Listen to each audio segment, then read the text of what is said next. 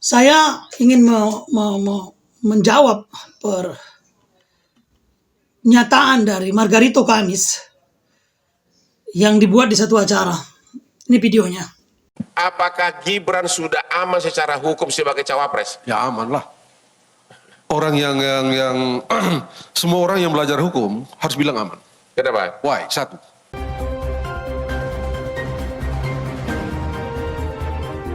Welcome to your channel, Cross Cultural Institute, berdiri tegak di tengah. Putusan yang kemarin serta-merta menjadi hukum positif. Dan karena itu, karena norma yang diputuskan, maka norma itu mengikat siapapun orang itu. Tapi kan sebelumnya ada beberapa putusan yang berbeda. Betul. Tapi yang ini sudah bahas gitu. Putusan yang terakhir yang dijadikan dasar itu sah. Jadi Margarito Kamis mengatakan bahwa putusan nomor 90 itu, putusan MK tersebut sah. Ini kekeliruan beliau. Dia tidak mampu membedakan mana putusan yang sah, mana putusan yang legal. Legitim dan legitimus. Jadi ada dua putusan secara hukum.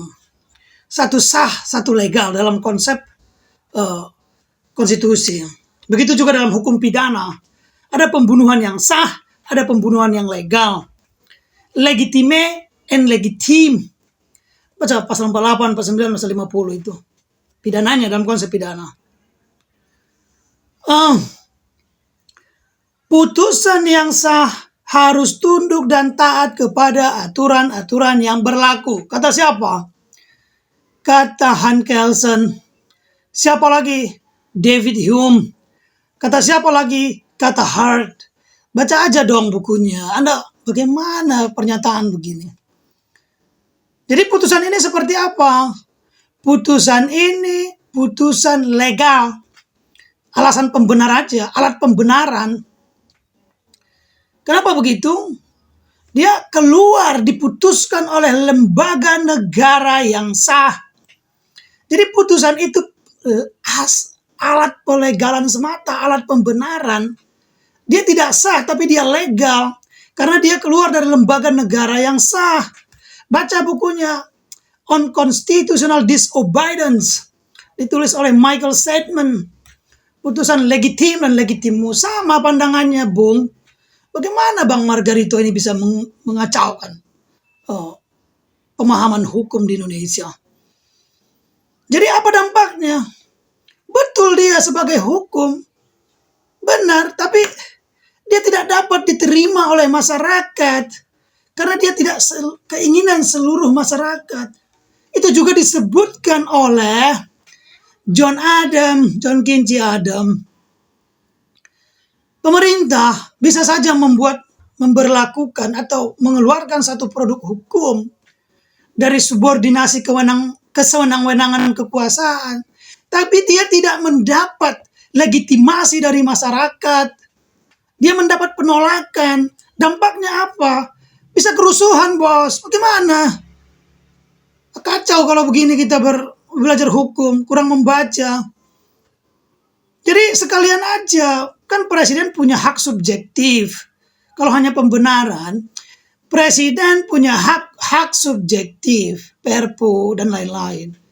Buat aja peraturan, seluruh rakyat Indonesia wajib mencoblos Gibran anak saya. Legal nggak secara hukum? Legal. Subordinasi kesewenangan.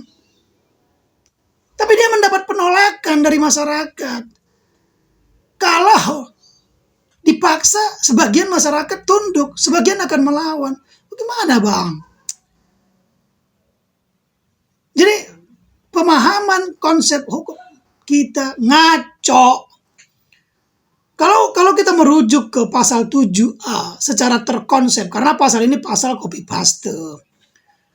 Ya, undang-undang dasar ini undang-undang copy paste dari Amerika Serikat tahun 1789 itu. Pasal 1 ayat 2 Undang-Undang Dasar Amerika Serikat dan pasal 2 ayat 4. Bunyinya dibawa ke sini, di copy paste, diplagiat, dirubah sedikit, sesuaikan.